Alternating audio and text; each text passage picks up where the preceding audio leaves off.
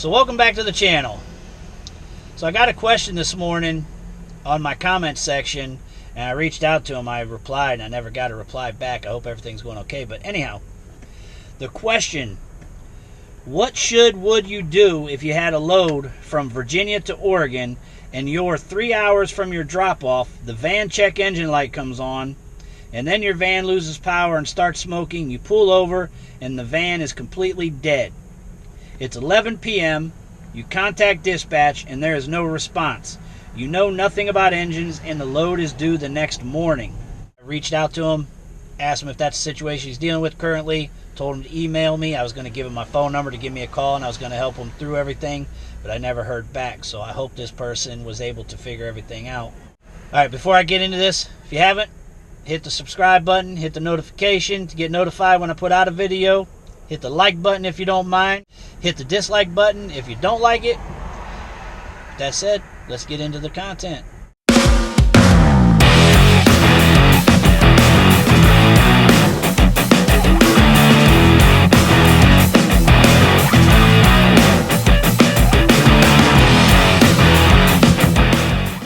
Your hustle got to be strong in this industry, as in any other industry.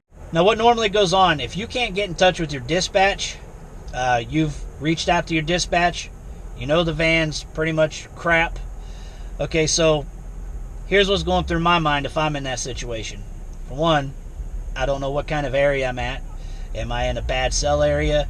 Am I in an area that's going to take forever for somebody to come get to me? I'm starting to think about all those things first and foremost. I'm also assessing how much does the freight weigh in the back of my van, because that's one of the things that's really gonna give you an idea of what you need to do.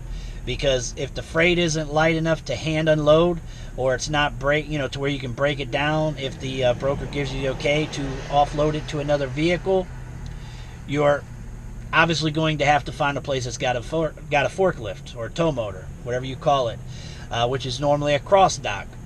Normally, the broker is going to handle finding a cross dock normally, because it's usually through a larger broker, and those brokers usually have cross docks available. If not, your dispatch is going to be responsible to work with the broker to find some way to offload this freight. So as I said, it's going to be about trying to find a forklift if it's not light enough or able to be hand unloaded.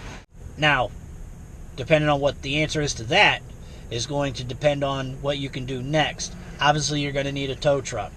So now you're needing to decide, am I going to have to get this towed to the offload site? Because being 3 hours out, you may have to get it towed there. Now, I have AAA, and it does up to a 200-mile distance on the tow. So worst case scenario, I can get it towed to the receiver, and then just get it offloaded from my van there, and then get another tow, and I can take it to a local shop or dealership or something to get it fixed. That's going to be what I'm going to do. See what I have available, roadside assistance, and try to get to the receiver with it. So those are things that's going through my mind.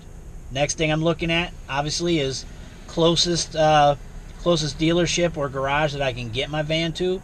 Because if it's able to be hand unloaded, I'm going to go ahead and start putting it together where I'm going to have it towed to. So I'm looking at local shops, and then I'm going to get me a tow and get towed to that local shop, something that's close to me. And then as everything's going, we can work on the logistics of having somebody come to rescue the load at the dealership or at the garage that you're at.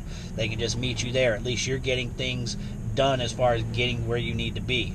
After all those things are done, you've got to figure out where you're going to have to go with it. And if you still haven't heard from dispatch at that point, if on your BOL, look for contact information on your BOL. If you've been sitting there for quite a while and you know this needs to be taken care of, and you've blown up your dispatcher, they're not answering, they're not replying, try and get in touch with the customer, to find out who the load's being brokered to. That's what I would do. I'm personally going to do it. Some of these dispatch services or carriers you're with, if you're with a decent carrier, they're going to have somebody's going to be able to assist you, and they're going to get in touch with you. If you're with a dispatcher, a small service that the dispatcher isn't communicating with you late at night or something, and they're basically leaving you on your own, they may have a problem with you trying to contact the customer. But in my opinion, I'm not going to sit here in the middle of nowhere and just sit here and just wait for somebody to wake up, and then you're going to be mad at me anyhow. So I'm going to start trying to be proactive. I'm going to look for the customer. I'm going to try and get in touch with somebody, find out who the broker is. Normally, most times you know who the broker is. A lot of times they'll tell you, hey, you're hauling for this person, or it's on the BOL, or it's on a packing slip or something. There's a good chance that you might know who the broker is. You just look up a number and you call them. There's usually a reference number on that load. You call if you're able to get a hold of the broker. Get a hold of the broker. You say, hey, this is the driver. I'm on load such and such. I'm going from here to there. I'm broke down. I'm having a hard time getting in touch with dispatch at the moment, and just need to know about how we're going to take care of this load. And then again, once you've already figured out whether it's going to be hand unloaded or going to need to go to a cross dock and all those things. So once you've got all those things figured out, you have all that information available to give to the broker and to the dispatch when the dispatch does finally get a hold of you. Because in a situation like this, you're just SOL. I mean, for real. Like, it's stressful. Nobody likes to be late on a load. Nobody likes to have service failure. Fortunately, though, something like this, a breakdown, it is common in the industry. So it's not really a horrible mark on you as far as a service failure, because it's just something that's out of your control. You can't do nothing about it. But at the same time, depending on the company you're with, if they have a lot of service failures, I mean, yes, that can affect you negatively because of that. But as far as this happening, it happens everywhere. It happens big trucks, small vans, cars. Everybody breaks down. Something you just can't control. So first thing is just try not to panic, and just think, just figure out, hey, how am I going to get this off to a rescue vehicle? Because that's the whole process that you go through, is that you get the load, you get the load rescued, which another vehicle normally meets you somewhere, whether it be on the side of the road. I've met people on the side of the road. I've met people at a dealership, so on and so forth. And so somebody's going to come out to you. They're going to dispatch a vehicle to you. May take a couple hours, maybe a few minutes. Just depends on where the closest vehicle is to you that you're going to be able to get offloaded. Being up in Oregon, it might take a while, but they're going to eventually get to you. So you just sit back, rescue vehicle shows up, you guys get the freight offloaded, whether it be at the cross dock. If it's cross dock, you just go to the cross dock first, and they'll offload you, and you don't have to sit around and wait for the rescue vehicle to show up. You'll just take care of your paperwork there, send all the pertinent stuff into your dispatch, and then you can get your van towed to wherever you need to get it towed to get it fixed. And then the rescue vehicle will show up later. If you're on the side of the road, then yeah, they show up. You guys are hand offloading it. You exchange paperwork. You sign, he signs. You're going to keep a copy of something. He's going to get a copy of something, whether you have to take a photo of it or whatever it may be. And then he's going to take off and deliver that freight. As far as the end part of this, and I'm kind of answering this too, because this was a question asked as well, as far as how does the process work for a rescue load. Okay, so I've ran into several different things. So normally you'll get paid up to the point of the breakdown. Normally.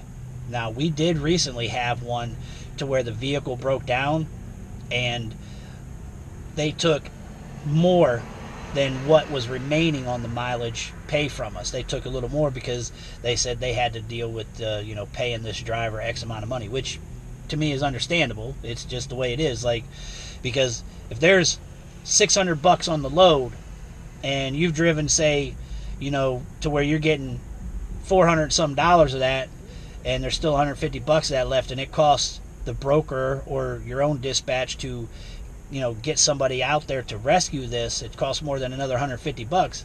I mean, unless that company or the carrier or whatnot decides to eat that money just in good faith, or not, if they decide not to, it's going to, guess whose pocket it's coming out of? It's coming out of yours. That's just the way it is. It's just the unfortunate side of it. So that is the negative side of having a breakdown.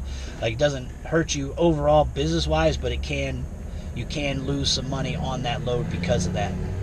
And then once that's done, it's just, as I said, you usually get paid accordingly. Like when we got more money taken out than what was left, so it came out of the end of the driver's run. We basically got a new rate consent, signed a new rate consent, sent it back, and then that's what we use to get paid. And that's going to be the same thing the carrier or you as an independent is going to deal with. Hopefully that answered that question. Hopefully it was some useful information. Anybody have more specific questions about what I just covered? Again, put it in the comment section, and I'll get back to you as soon as I can. Hit that like button. Hit that thumbs down, thumbs up, thumbs down. Whichever, I don't know what I'm pointing at, but you know the gist, man. just give it a thumbs up, man. It ain't gonna hurt you. So I'll holler at you guys. Be safe.